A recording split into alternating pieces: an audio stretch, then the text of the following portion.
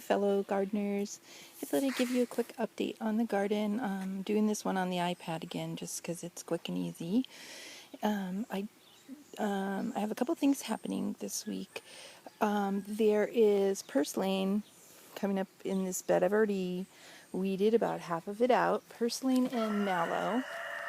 And so I've got, the bucket going. So I'm trying to keep it clear so everything has a chance to grow. The purslane, one plant came up in this bed last year, and I didn't get to it fast enough, and so now there's billions of them in here. So anyway, I'm pulling it out. I'm going to have it for lunch today. If you've never had purslane, you can eat it raw or cooked. It's very delicious. It has a slightly tangy green flavor to it. And I'm going to come around real close so you can see some purslane. And hopefully you can see it is this. It's got the meaty leaves and the yellow flowers. And it pulls out, it's quite easy to pull out. And it's got real meaty stems. It's actually quite a beautiful plant, but like I said, it's very invasive, but it's also very good to eat. It's been eaten for centuries, I'm sure, probably thousands of years. But anyway, so I've been pulling it out because it's kind of crowding out my cukes and my beans. So what I'm going to be doing is moving a couple plants that are getting very crowded where I planted them in my effort to get as much into as few beds as possible. I kind of overplanted the tomato bed, but I'm going to give you a quick view of each bed. This is the beets, cucumbers, beans, and it's doing really, really good. I have several different varieties of beans. I have pole beans and several different kinds of bush beans. And then this is the cantaloupe beans. It's cantaloupe, bush beans, and pole beans on the far side there. And it's also just going gangbusters. And it also needs to be weeded. It's got a lot of mallow in it. And come over here to the tomatoes, which the tomatoes have gone crazy. And so I have to move out the watermelon, and there's two squashes in there. I don't know if you can see one trying to peek out. There it is.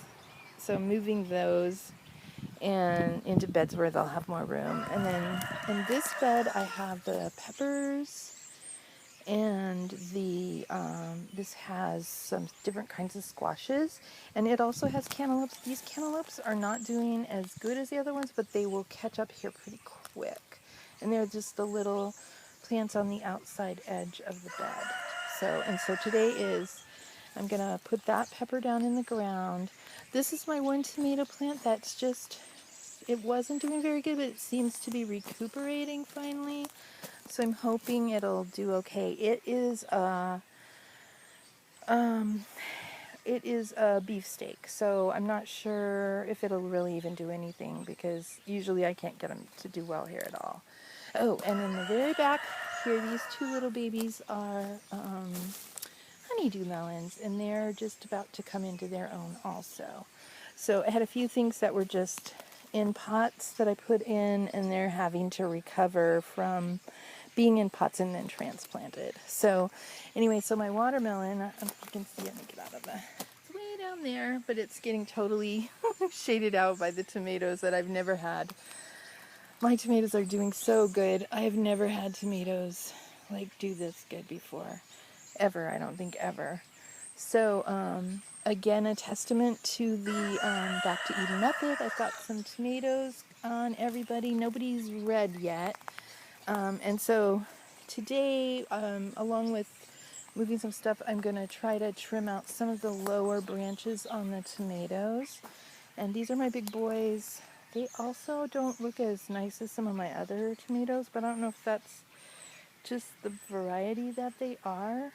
I'm not sure. So, guess we'll see. But they're loaded with blossoms, so I'm very happy about that.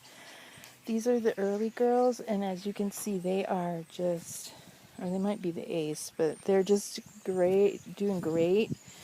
These are doing great, which is also either ace or early girl, and I can't remember which ones I planted.